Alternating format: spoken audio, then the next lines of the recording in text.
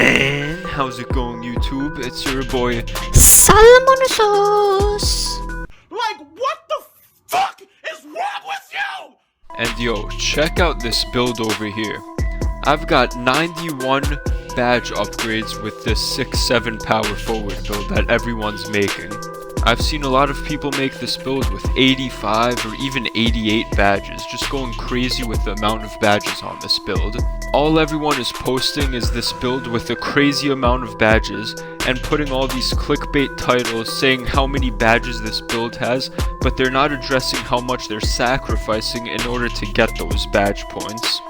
And yes, badges are very important as always in 2K, but look at how many physicals I had to sacrifice in order to get these 91 badge upgrades.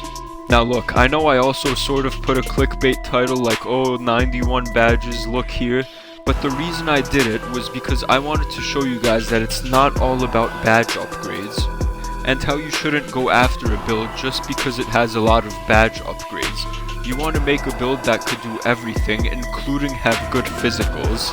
I saw one YouTuber not put a single point on their acceleration.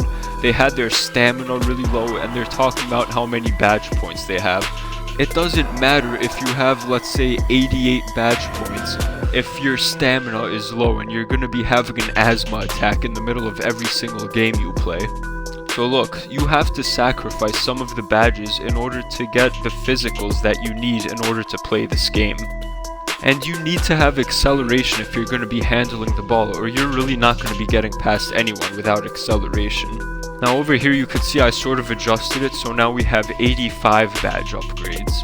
And if you do it like this is a little bit better because you have a little bit more speed, acceleration, and you have really good stamina, so you're not going to be having an asthma attack in the middle of the game.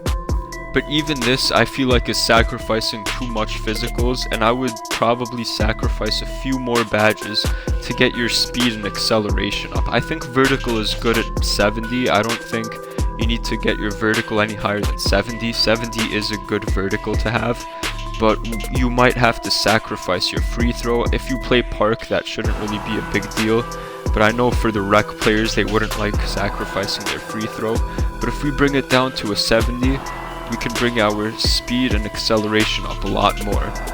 So now this way we have 83 badge upgrades, and again, this is a lot of badge upgrades to have.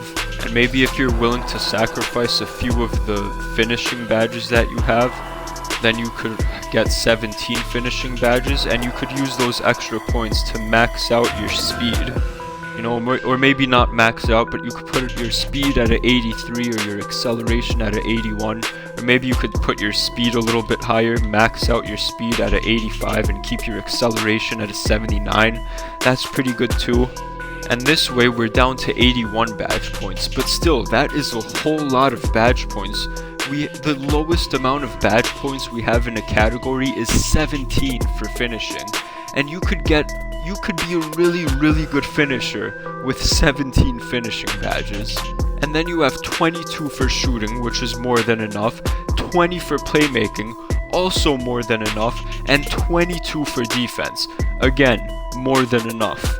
So my point is, don't sacrifice too much of your physicals for badges, because you need to be fast, you need to have stamina, you need to be able to accelerate. You need that vertical so you could go up and dunk and to go up and grab rebounds. Strength isn't really as important, but I do think centers should focus a little bit more on strength. And actually you can play around with this build and see how you could try to get more badges. If I lower the standing dunk and I put more points on post control, you'll see that I'll actually end up with 18 finishing badges now. So now that's 82 badge upgrades. You guys have to keep playing around with the attributes and decide what's best for you, depending on your playing style, but physicals is always going to be important no matter what your playing style. It doesn't matter if you like to slash, if you like to shoot, you need to have physicals. If you're too slow, it's going to be way too easy for your opponent to guard you. But after setting your physicals, you could decide how many badge points you want per category, depending on how you want to play with this build. But the important thing is for this build is that you have the right body settings. You have to be 6'7" for this build. You have to be the lowest weight. You have to be 210 or 211, doesn't matter. And you have to have a 7'2" wingspan. As long as you have your body settings right, you can go in and set up your attributes and get a crazy amount of badges, because these are the body settings that you need to have, and you have to be a power forward. Remember, a power forward with these body settings in order to get a crazy amount of badges.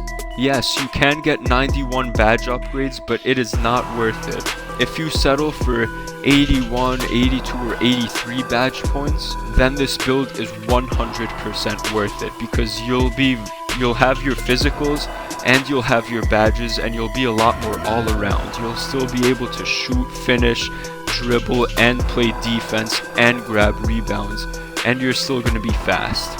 But anyway, that's all for today. I hope you guys found this video helpful.